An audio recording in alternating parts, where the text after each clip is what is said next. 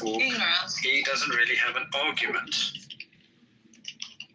I don't know. I mean, do I think that they want 80% of the Gaza destroyed? No, I don't. But if they actually cared about their people, they'd have let them evacuate and stopped using them as cover, don't you think? Wouldn't they have thrown them in the tunnels to say you better hide from all the bombs that are coming in? Sure, if Israel actually cared about their people, they wouldn't make everybody a soldier. No, don't flip the argument. You keep Just focus on the question, Diego, then we can go somewhere else. But right focus now, on what we're talking about. Don't flip it. It doesn't help. No, don't be consistent across every group but and what party does that's one have involved. to do with the That's what other you're one? asking. Yes, No. military service is obligatory in Israel. So what? That doesn't have anything to So do. that makes everybody a fair target. If you're a soldier, you're a fair target, right? You're going to start that's not talking true. about numbers now. You're going to start telling us about how many people got killed on one side compared to the other. Is that where you're going with this conversation? Because that's not No. what happens. No, Just checking. no, because that would be But called you can provocation. recognize that every death in Gaza is convenient to Hamas because that helps their narrative. And that helps with the justification, and that helps with the quote-unquote provocation that you were referring to before. What people don't understand is that Israel has the firepower to wipe Hamas out instantly. Instantly. Why Hitler killed you? Why Hitler kill you Jewish people? This character. Bye, Mo.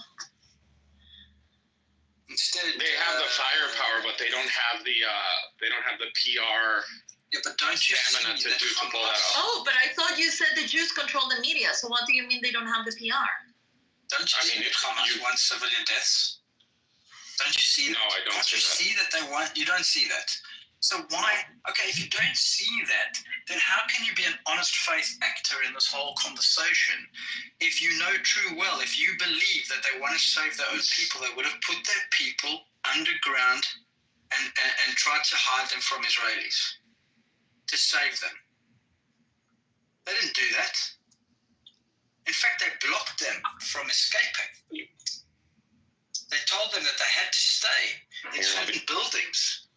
By the way, switching the example to Israelis, Israel has open borders. You can go, you can leave, even if you're military age. You can get out of the country and not serve. It doesn't work. I mean, the example of like this initiation of force is like someone breaks into my home and I shoot at them with like, let's say 5 shots, and one shot penetrates like another neighbor's home and kills someone. Am I morally responsible? Absolutely not, because in that circumstance, there's a person breaking into to my home with a gun. I don't know their intentions. All I know is that they violated my rights, and as a result, I'm trying to protect myself. Now, I'm not gonna. Obviously, I'm gonna feel bad, but I'm not morally responsible for that death, because if that person would have never broken into my home, I would have never had to have shot. That person would have never died. That actually depends on the judiciary system of the country that you live in. Well, I'm not saying legally. I'm saying morally. Well, that kind of, I think, reflects the morality of the place in this specific scenario. Not always, but in this case, in some countries, you would be morally expected to be sure that you are not harming anyone else while protecting yourself. In other countries, Well, I mean, how would I guarantee? There's no guarantee The for that. legality of something speaks about the morality of a country. Like doesn't whatever have to, you but decide to sometimes it make legal speaks about the morality of a country. Yeah, well, As a whole. I wasn't making a legal argument. I was just making a moral argument. But again, like I'm talking about like myself. Like no matter how bad I would feel, like I would always put the moral blame on the intruder. Because without the intruder, there's no justification for me to shoot. And if my neighbors were rational human beings, they would also put the blame on the intruder.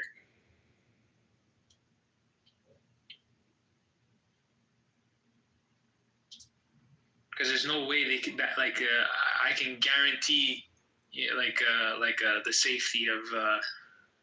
Yeah, but then I mean, like you need a lot of context as well. Because for example, let's say it's your house and Pumalu is the intruder, right? So he's getting into your house and you feel morally to shoot him. Okay, but let's say that before that happening, you raped Pumalu's wife, right? So there is a provocation. And so Pumalu is defending, whatever it is that you violated first, and that's the reason why he attacked you.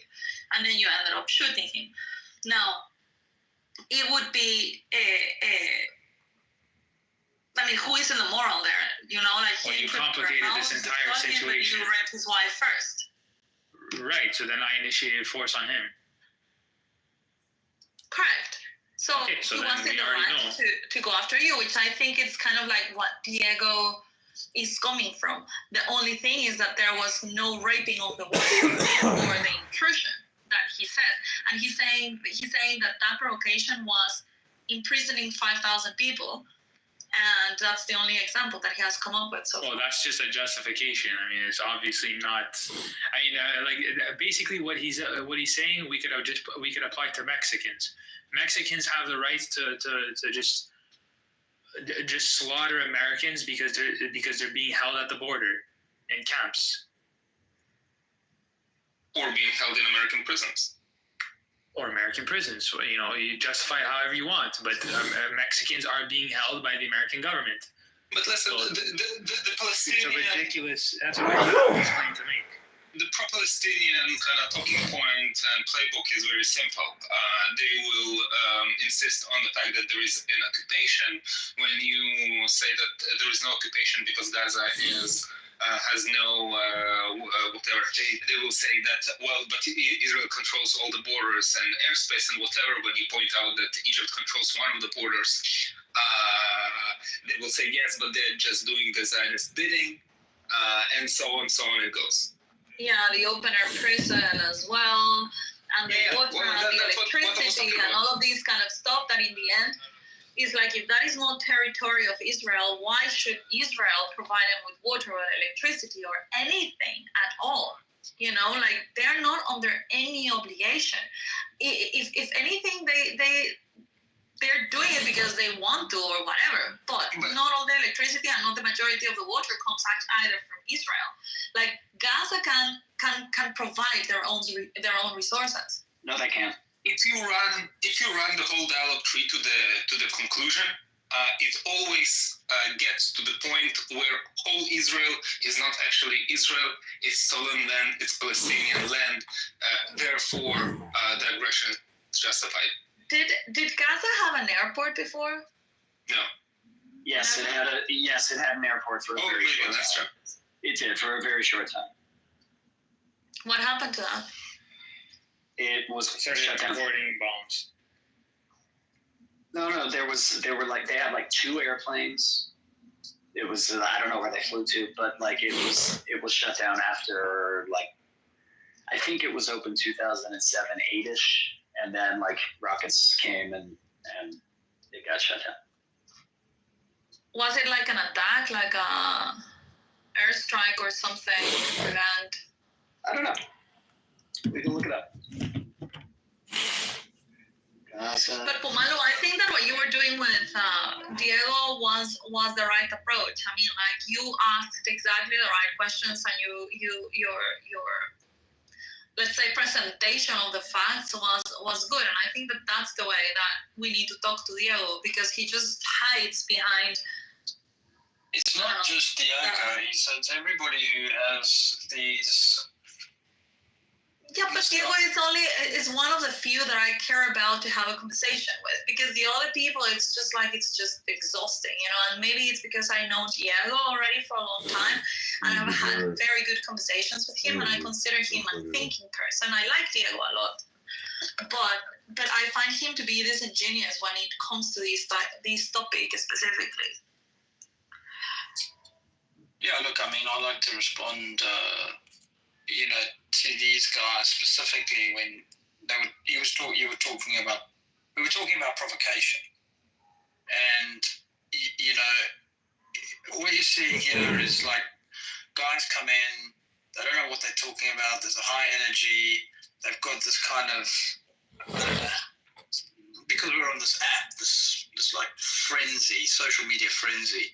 So the whole debate is driven, and Soren does this all the time. It's all done in a rhetorical style, because he wants to be argumentative for the sake of being argumentative. When Simon quite rightly said, or whoever it was said, what's the name of that person you're talking about? He just has no idea. He just wants to be confrontational. That's all he wants to be. So, and I find it with quite a few of them that got this like memorable phrasing structure where everything is rhetorical. All their questions are rhetorical, and they're very short-lived. And as soon as you start answering, they'll go to another subject to try and debunk your argument, which is It's silly. exhausting. So it raises the question, which I struggle with. That's my jihad. My internal struggle is, why the F do I go into those rooms? Because A, I'm not going to get them to change their position, and No, B, this is they're not. this room, Jakob. Yeah, I know. And also Amir's room and several of those rooms. You're never going to change their point of view, and they're not going to change our point of view. So, what's the reason? Why do we go into those rooms? Well, Because we were having a conversation, testing the logic behind the argument, and you were not here, Jakob, but we were not having the typical back and forth Israel versus Palestine. We were testing I the go logic for the behind it. dopamine. to be honest, I really appreciate people who do go into those rooms, because I remember years ago when I didn't have any idea about these conflicts and what the positions of people were. I really appreciated the people who put forth their own positions on both sides, so that I can actually hear what the average person is saying, what the talking points are, and then I can just go from there and then see, what information might have I missed. Yep. And then I'll take it from there. I mean, I always appreciate it, because it's not necessarily that person that you're doing it for, the person you're talking to, but Jakob, Jakob asked an interesting question. What is it? Why are you addicted to going into those rooms? I am too. It's not a bad thing. I do the same thing. Dopamine. We're not going to change people's minds. So we go to these rooms because, and they're toxic conversations, and we're knowing that it's all full of hate. But it's not about changing their minds. It's actually more about exposing the lies, because I'm interested to know. I personally am interested to know what lies these guys are spreading. They don't debate in good faith, first of all. Their goal is to spread hateful propaganda. None of it's true. A lot of it's not true. And we're not going there for them. I think we're going to challenge their false narratives. I go in to challenge the false narrative, and if they go unchallenged, Right. then people just assume they're right. So I go in. Yeah. yeah, look, I'll go in to make sure that the lies don't go unchecked. Look, I'll give you an example. Yesterday, I got into a bit of a tete-a-tete with Amir, because he called me out for something which I brought up in relation to Donald Trump putting out an executive order against South Africa in relation to their relationship with Hamas. And a few days ago, he said to me, "That's completely untrue. That's not true, blah, blah, blah." In fact, in one conversation, I said it was because of South Africa's relationship with the ICJ. That's why Trump's got involved. But you can't take away from the fact that Trump has actually pointed out the ICJ, and he's pointed out South Africa, and he's made very clear South Africa's relationship with Hamas and Iran. So, What relationship does South Africa have got with Hamas? they harbor Hamas terrorists. They've got offices for Hamas in South Africa. And they're a mouthpiece. I didn't because- know that.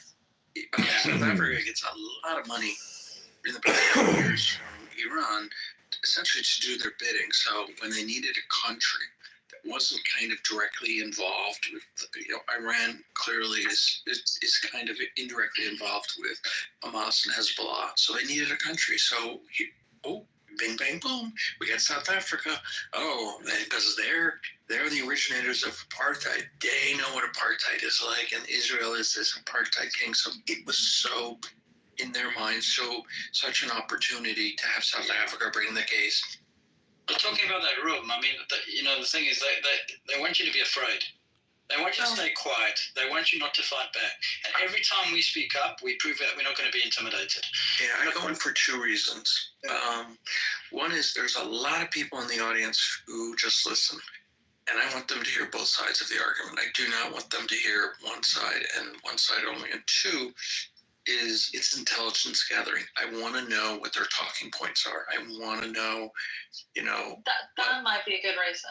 Yeah, no, for me, that's the best reason, because that way if I run into somebody or a relative says something and says, Yeah, oh, you know the what narrative. Exactly. What about So the dopamine? Yeah, That's Zach. it. That too. Yeah, Zach, you're right. Especially that. Yeah. You know what? Like, for example, this woman. Move the world, Zach. You know what's great? You know what's great is I tend to just correct facts. I don't really get into this, like, I don't take the normal approach of just confrontational. And other people are just very confrontational, like Ian and a couple other people. And I just work on facts. So there was this woman who's new to that room called International, and I think she's from Minnesota. And she's like, did you know it's by law that only 15% of the $3 or almost $4 billion that Israel gets is military, and the rest supports their economy? And I'm like, no, there's no way that's possible. And so in the background, I go to foreignassistance.gov. It's produced by the USAID, and it lists every single dollar in groups. So 3.8 of almost $3.85 billion was military. And then there was this pitiful small amount, $360,000, $1.2 million. And so if you added up all of the little small things, was like 1%, and 99% of the dollars were military. And I posted a link and I said, okay, you're so completely wrong. Here's the actual data. And to be honest, that's the dopamine hit that I get. Like when Amir says XYZ, and I, like, what did he say? He said something that was so... Jacob, are you hiding from your wife? No, why? Oh. She works from home, and I just respect her autonomy, and I don't want to get in her way, so I'm talking a little bit quiet. Yaakov, it's a circus in there, man. I mean, Amir, the so-called sort of control of the room and his psychic ace, the whole circus. You're very funny. Talk over, control, spin, avoid the real debate. That's what it all is. And they're starting to crack. So, like, you've got Amir, this one. He's more like censor-in-chief than anything else. I mean, he absolutely loves the mute button. And more than anything, actual conversation. So he can't actually debate the facts. So he just silences people instead and then talks over them and tries to give his narrative. And he kind of tries to present himself as a neutral, but is always guiding the narrative. I don't know if you've noticed that. But the second thing that doesn't go away is the mute. Yeah, and also he's a big fan of sending people to the audience. So have you come across like his backup crew? I don't know. Like he's got Ace, obviously. The walking distraction. It just doesn't stop. No, my favorite is Sella. Yeah, Sella as well. Doesn't actually make arguments. Just kind of makes a noise. But the backup crew as well. Who's Sella V? Yes, I love it. Yeah. She used to lead rooms 2 years ago. Now she's writing for Amir. Yeah, she turned radical. She was. She was pretending to be such a moderate, such like spiritual human being. There's a group of people I call October 8th supporters, meaning they had no clue. They weren't tracking Israel, Palestine, nothing. And then the day after this started, or maybe a few weeks after this, all of a sudden there's these, oh my God, this is terrible. Israel's the worst. And they have such thin knowledge, they don't understand even any of the historical facts that you and I just know off the top of our heads. You're in that room quite a lot as well. I mean, you keep quite silent. You only speak when you're spoken to Caleb. I don't know what your thoughts are about it. You also go in there. I think Amir in particular is a trained agent of mis and disinformation. I don't know if he's paid or not, but I think he's trained. I don't think so. He's a used car salesman. No, I think he has this tactic. Do you really think that he's a trained? No, he's not trained by anyone. This is a passion play for him, and all of a sudden he's figured out this is my side calling in life. Okay, I think I was asked my opinion, wasn't I? I'm sorry. Yeah, okay, I'm sorry. I said you don't have to. Yes, I concede I made a mistake. The reason why I'm Okay, interested. move on. You don't have to correct. You don't have to correct. It's just an opinion. Yes, you're right. I respect your opinion, Caleb, but I'm surprised Oh that my you. God! Then respect it by shutting up. Caleb, Whether he's- I am whether he- interested in your opinion because you're in there. So then be quiet and I'll give it to you. So then be quiet and I'll give it to you. Go on, man. Go ahead. Oh, okay.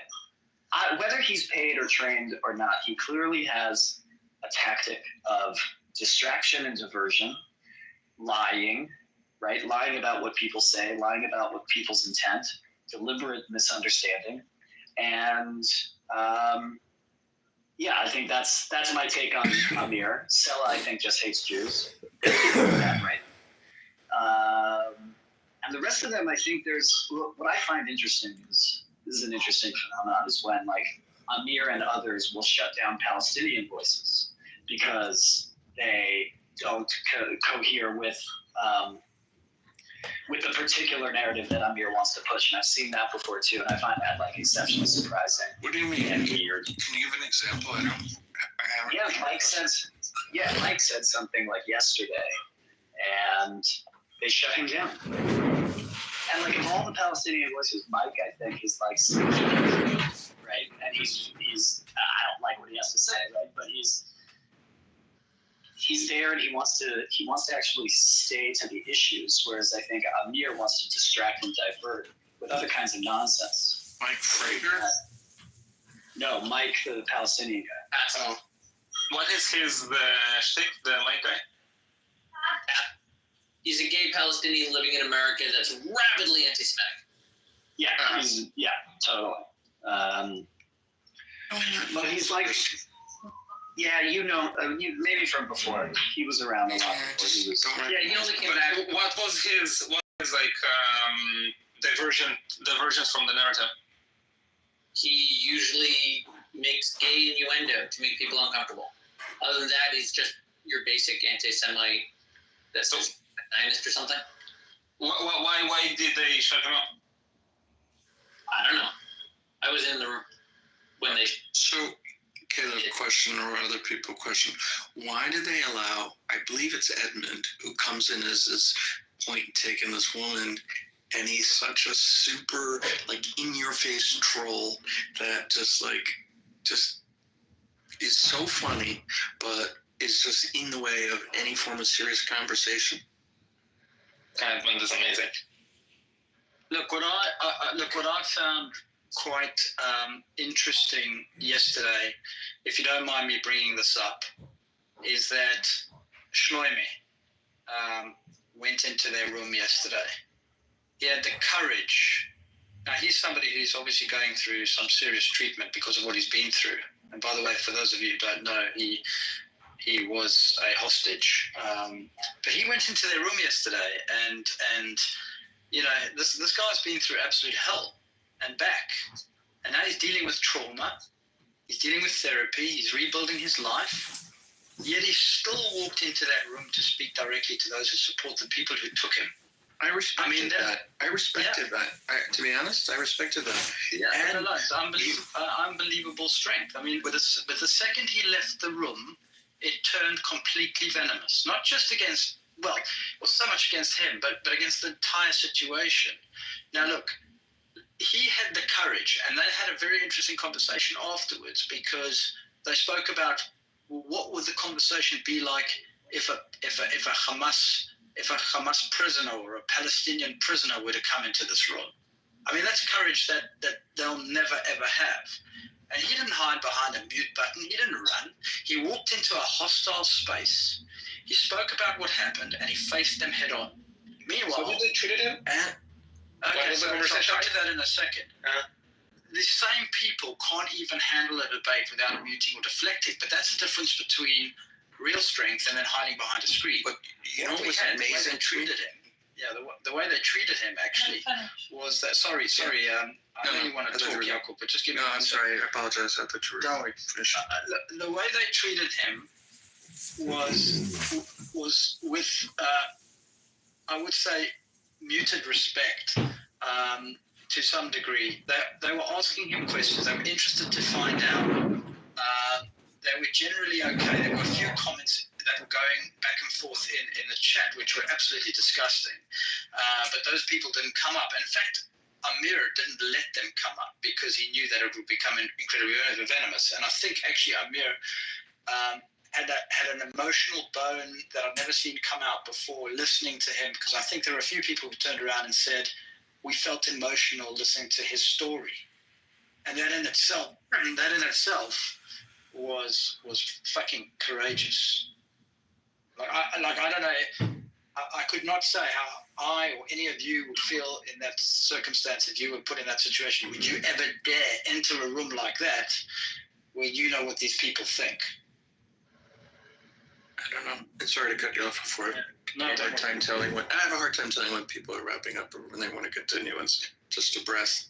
Same here. For me, the most important. What? Someone else have that power? Because it's terrible. There's no non-verbal cues on this app, so it destroys my abilities. For me, the most important thing was he utterly destroyed their narrative that Israelis were killing Israelis. They were like, Stella was like, in a country so militarized, how come there were only 5? Are you telling us there were only 5 policemen? He goes, yeah, 5 policemen. Who, and then she was like, wasn't there shots fired throughout the thing? He goes, no, 300 meters away, there was a road checkpoint, and that's where all of the shooting took place. And every time, no matter how they worded the question, he was like, it was a peace fair. There's no guns at peace fairs. It's just like kids trying to have fun. And he just completely destroyed every argument that Israelis were killing Israelis. The thing is, though, he may have destroyed it, but they recorded the room, and they're only going to play snippets, and they're going to say they only had 5 police officers there because they set it up. They're going to change the narrative. I just want to wait. Hold on. I just want to point out. I just want to point out the low IQ comment in the comments section. Thank you, El Santos, for proving me right yet again. Where do you see this? In the chat. It's not on. Why bring it up? Stop giving. It's just funny. I know. Don't even give people like that oxygen. My suspicion about them being how put it who said it with mutual respect.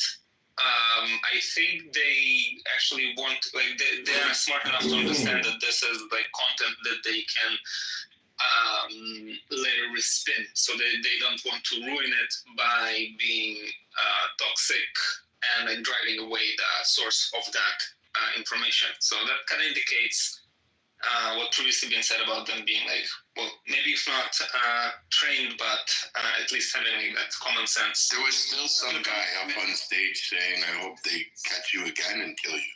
Someone said that? I didn't hear that.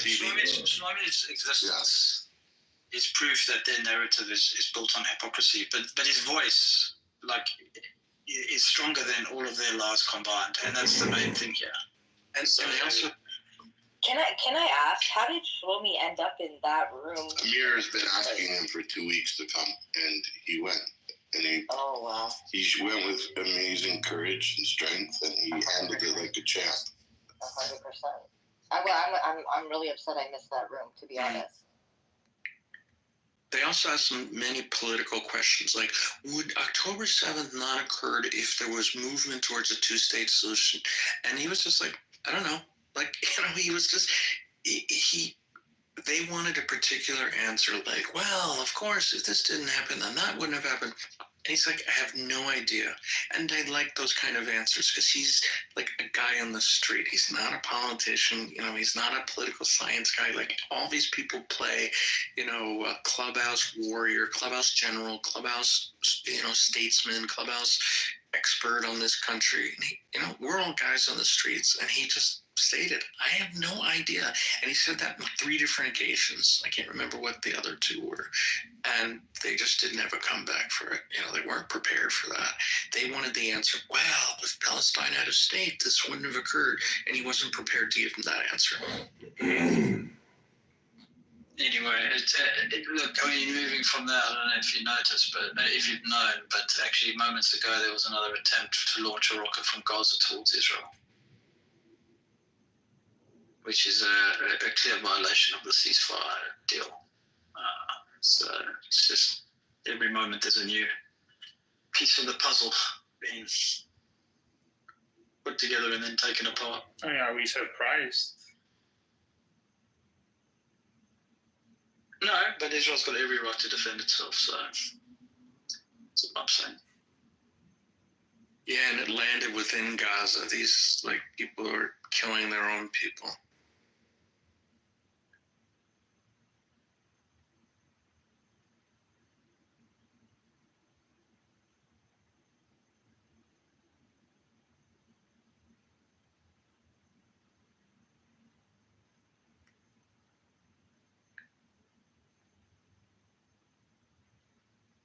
So is this thing about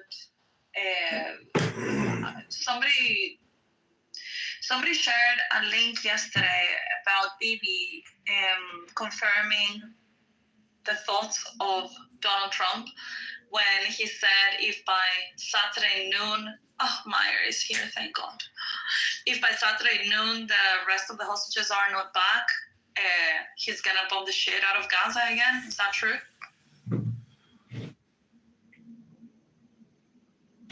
There were 2 statements that came out of Israel yesterday. It may have been the day before also that said the cabinet met and they're prepared to do whatever's necessary. Smoke that weed good, that's why. Burn it right. The president said, but then late last night there was another statement that said the deal would still continue if they released 3 prisoners. So to me, it seems like it's in a state of flux, but what's happening in their heads, who knows?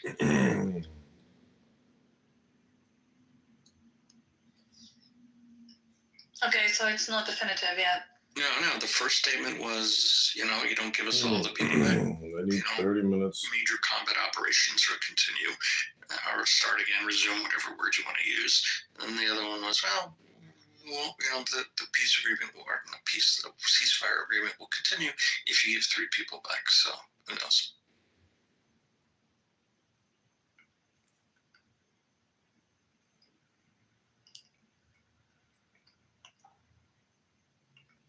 Sorry, I'm being a Chad warrior right now. There's some attacks happening in Europe. Ooh, what's What happening? did you say about Europe? Germany, grenade throwing in France. What the hell are you guys doing? What? Where are you reading this? What news source? Yeah, someone threw a grenade into a crowd in France. Is that Muslims again? Hard to say because I think No, it's those darn Christians again. It was in Grenoble. Okay. Grenoble? Okay, he has left. Places. That sounds like Welcome to Low IQ Dumb People Talking About Nothing, Wasting Time. I know, yeah. Well, I came in here for a minute, but then I went in there and I listened to them, Low IQ Dumb People Talking About Nothing, Wasting Time. And then I thought, God, this is really just a bunch of low IQ dumb people talking about nothing, waste. And better things with my time. You know what I it's was reading from the Bible. Do you like the Bible? Yeah, it's good. But, what's nicer is reading a condensed version of the Bible, compress it even more. So I have these Bible cards where it's just like all Bible verses, Old Testament, New Testament. And I feel like that is the neurolinguistic programming people really need because it's very quick. Right. I was reading in Deuteronomy. Have you read that one? Mm-hmm. And it says a lot of times, you must purge the evil from among you. Mm-hmm. And I thought that was an interesting concept. Not necessarily that we want to be stoning people to death, but just the concept of purging evil from your community, where you find some evil or low IQ, dumb, harmful behavior that you think is potential to destroy the community, and you say, hey, you know what?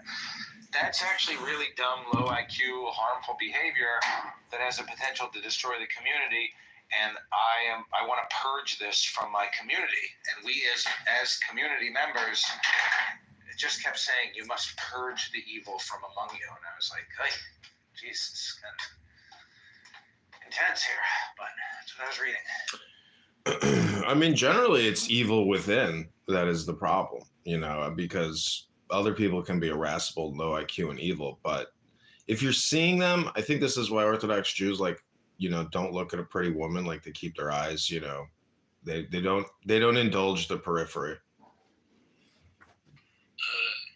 So Lao Tzu, you know you can't hypnotize Zach, right? Yeah, Zach's unhypnotizable.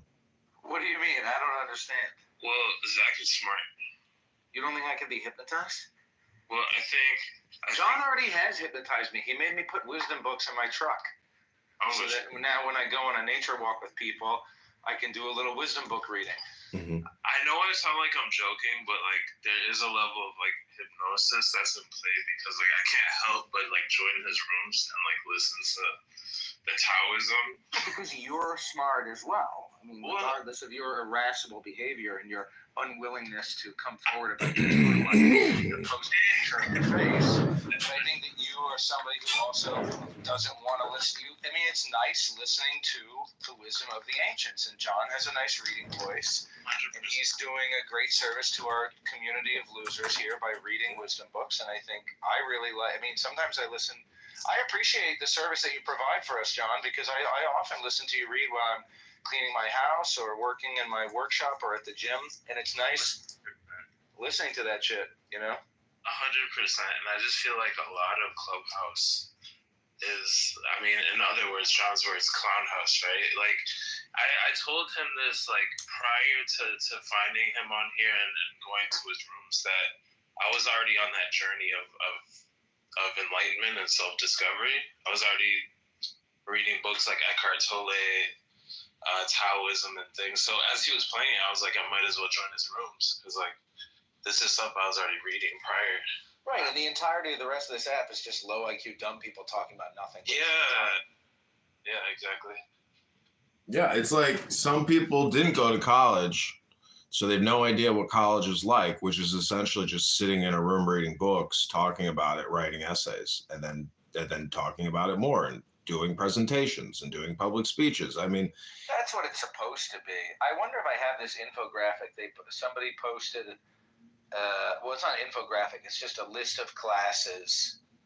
I didn't say it, but it was like a list of classes at the local university. It was like 65 classes, and they were all like race and ethnicity and gender and ethnicity and Marxism, a new analysis, or Marxism and Lizzo lyrics. And these are like 100 classes that are all being, anyway. yeah. I mean, I guess you do it in those classes as well, but the problem is you're not really cultivating yourself with the wisdom of the ancients. It's just modern I was theory. very disillusioned. You know, my father told me, when you go to college, you're going to stay up late at night, smoking weed with people, maybe talking about books.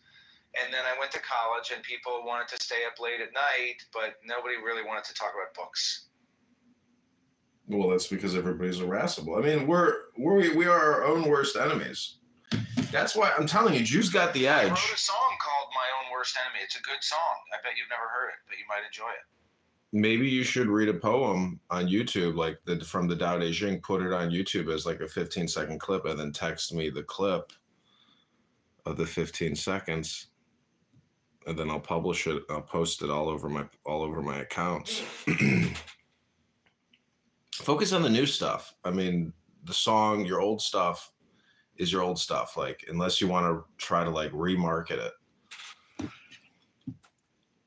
I'm telling you, some people do that. Kate Bush running up the hill. Listen, the whole thing is on this app, we have the opportunity to create live, you know, to publish and create things live with these books. I really want you to help me do this. because you'll be amazed at the results, especially with Tao Te Ching, because what you're doing is using one of the most powerful hypnotic universal documents ever created. The algorithm loves it, and the people that listen to it love it. Everyone loves the Tao, everyone.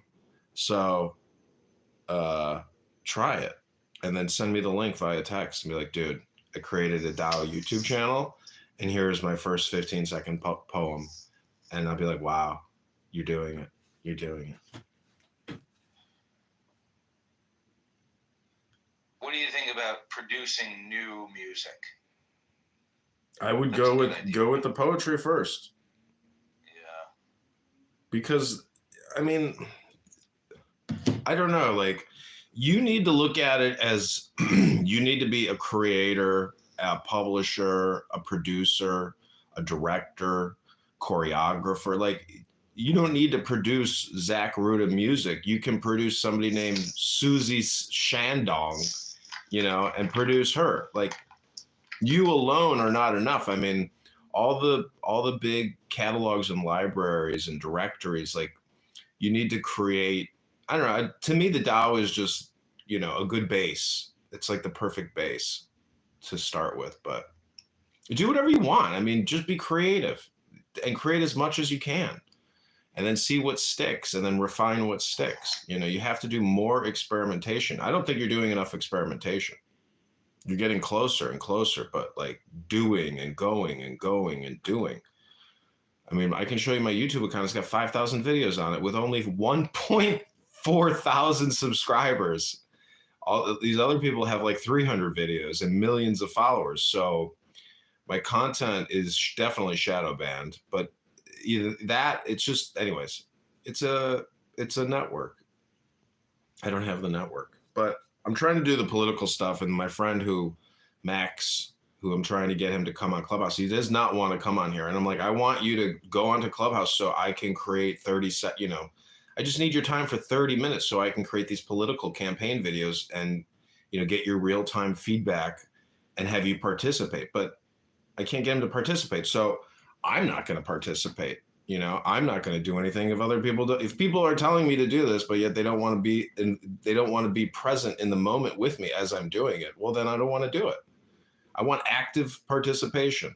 Otherwise, I'm not going to do it. I'm in a position where I can say, you know what? I don't really give a shit. I'm not going to do anything unless you do it with me. So, you know, that's the way I'm looking at it.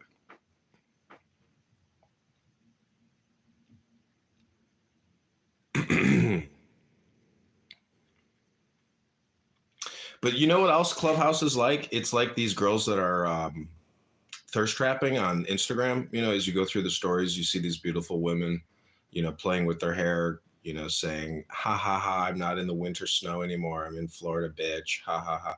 You know, like that whole thirst trapping thing is the same thing that Clown House is. All these rooms are basically like thirst traps. It's exactly what they are. But, you know, it's just low IQ dumb people talking and wasting time. I really like that competitive reframe because it, you know, like in that room you were just in and everybody's talking and then Issa is exploding and screaming saying, Jesus, can't we just fucking have one person fucking talking at once? The fuck? Like that type of anxiety, to be a participant in that anxiety and like have those feelings as opposed to just like letting them flow over you and knowing that it's just dumb people talking about nothing and recording them. It's like you get the last laugh. And it doesn't affect you emotionally or personally. Like by listening and recording, I am like now like an unmovable stone where like if I go out into the real world and I hear this shit, I would never participate. That's the thing is participation essentially implies compliance to a certain extent. And I don't like to comply. And anyways, yeah. Not participating in these rooms and listening to people exhaust themselves and get angry and scream like and waste their emotional energy is just, it's delightful in a way because you realize, oh God, that was me. I was wasting my time. I was talking about nothing and participating and getting angry and fighting back and saying, why won't you fucking listen to me? I'm fucking talking. Why can't you shut the fuck up and fucking listen to me? Oh,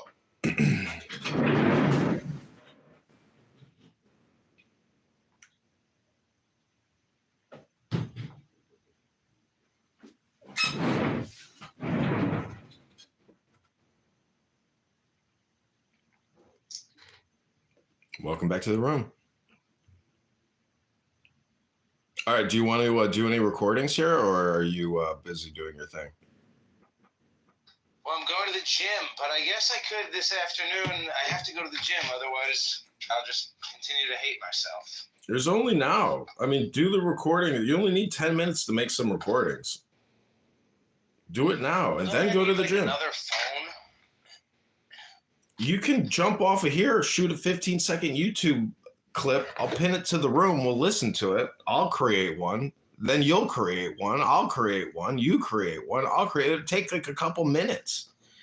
You keep missing every day, you know, like you're just going on your same pattern. You need the Tao to essentially reverse engineer your spiral, because it's a book on spirals. So well, that's true, but for me, going to the gym every day is a new pattern. yeah, well then that's a good thing. That's great. I mean, I couldn't live without it. I would die. I would literally die. It would take me probably a couple weeks to die if I didn't go to the gym. Did you play sports in high school or in college, or you were in the military? Yeah, I played sports in high school and college. Okay, I didn't play sports in high school. I didn't play sports in college, and I didn't go to the military. Mm-hmm. All I did was smoke weed and talk about irascible garbage online with low IQ dumb people. You did this in college? Yeah, I've been doing this shit for 20 years. And you don't have like a library of 30,000 videos and like 1 million followers? Well, I do kind of. Have you seen my YouTube channel? I mean, I had 3,000 followers on Instagram, 5,000 followers on Facebook. Had or still do? I still have. Okay, so why aren't you recording 15-second clips of Tao and publishing them to those accounts? People will love the poetry. Why aren't you reading Tanya? I mean, you're not creating, Zach. You don't even send me any links of anything new. So you're not creating.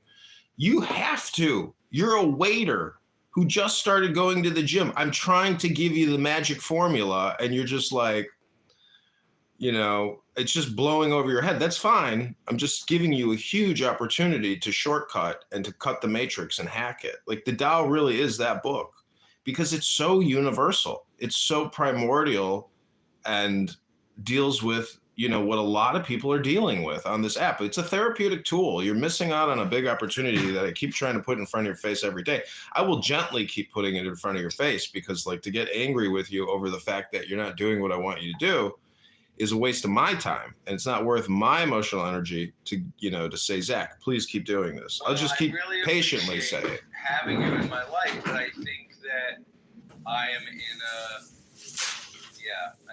period of transition that has been taking probably a little too long, but it's a particular place in my own journey where I'm at right now. Everything happens for a reason. You do you, but I just, you know, giving you really great advice that if you were to test it and experiment with it, you'd be like, whoa, this actually is getting some results. Maybe I will continue testing and experimenting with this. Because look at what everybody's doing all day long, Zach. We're exchanging words on this app, off of this app. That is our primary function in life, is communication. So if you just pick up a preset arrangement of incredible communication, you're so far ahead of everybody else because nobody else is utilizing this advanced form of communication known as the Tao Te Ching. So you can keep wasting your communication efforts with no results. But and I can show you the proof because my videos are getting thousands of views just reading 15-second snippets from Tao.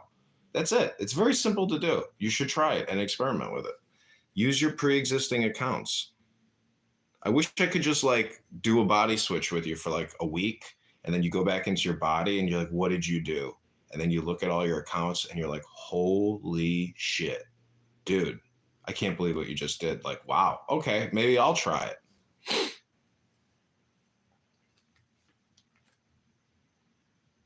That's the way to look at it.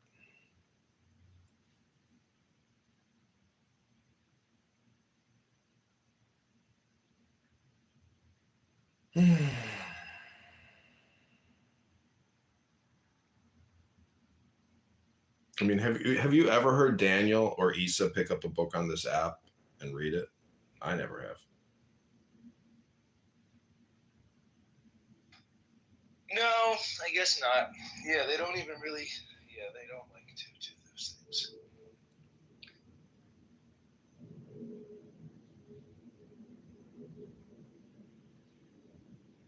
Have you ever heard Soren pick up a book? Celavi, Edward, or any piece of shit on this app pick up a book and read it? I never heard that.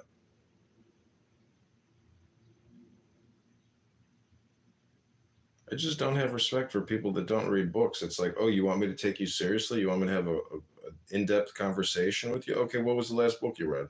Oh, I haven't read a book since 2005. All right. Fugazi. Forget about it.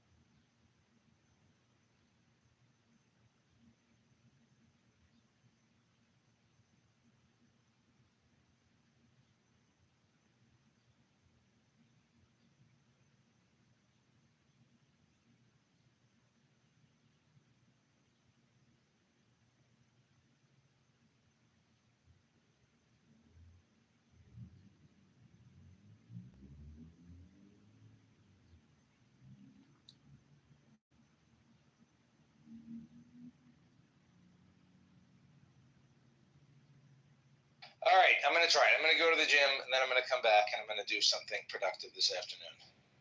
Okay, cool. Sounds good. Take care. Have a great day. Oh, look who it is. Freddie. He's got a beautiful rifle there. Wow. I wonder if he knows how to use it. Bet he doesn't. I bet you if he's got a jam, he doesn't even know how to clear a jam on a rifle. I think he's one of those low IQ people. I hope maybe you learn sometime how to actually use that rifle, Freddie. Stick it up your ass, pull the trigger till it goes click.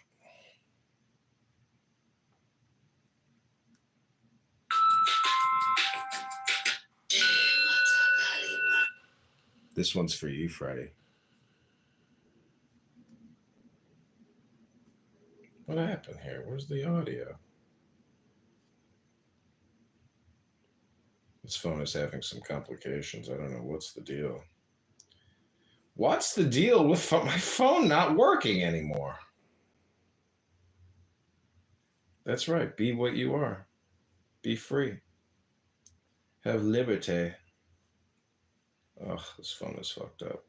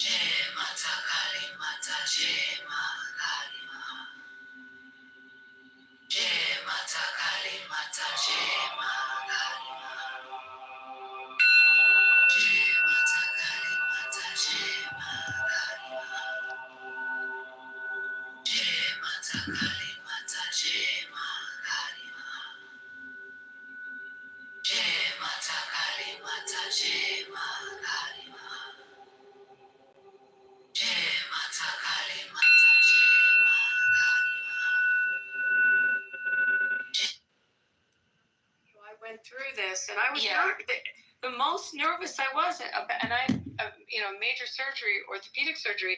The most nervous I was getting assigned someone that, you take your jewelry off before you go in, so they wouldn't have seen. But my last name is, and I had a genuine concern.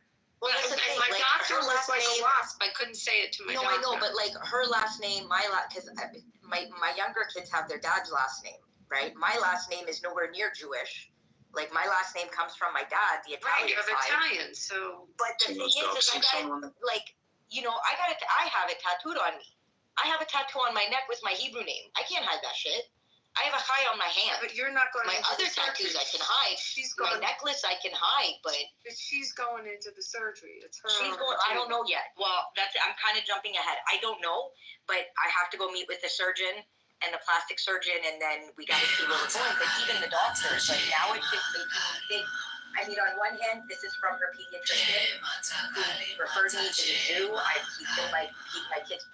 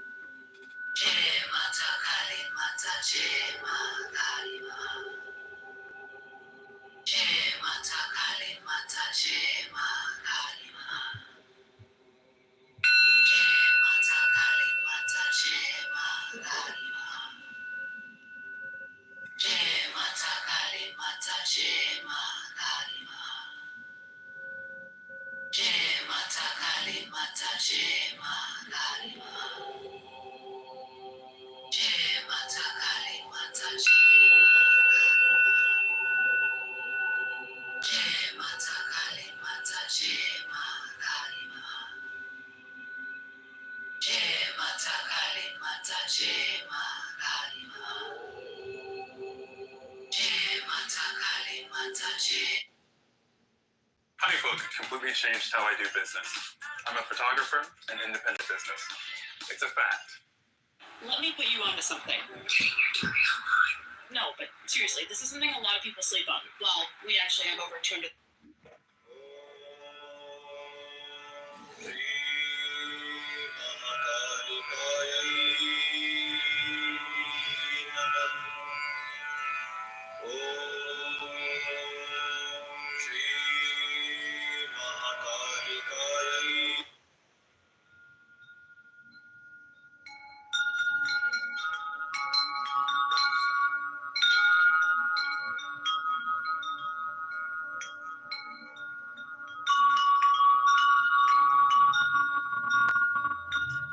Freddie Williams.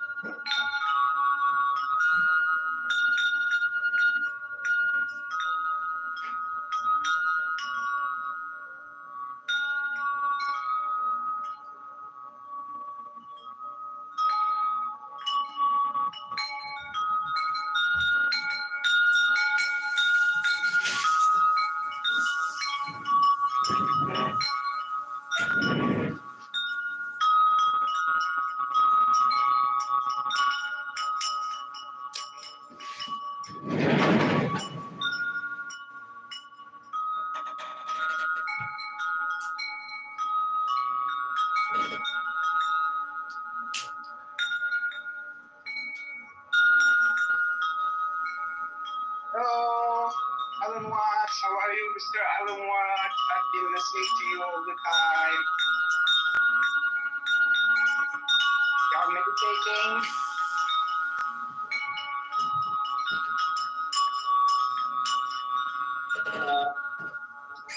Hi, Phoenix. How are you doing? Hello, I'm doing great. Good. What's new? What's new? I did massage yesterday in the spa, and I feel today I feel my muscles are really. It's like painful, but I slept really good.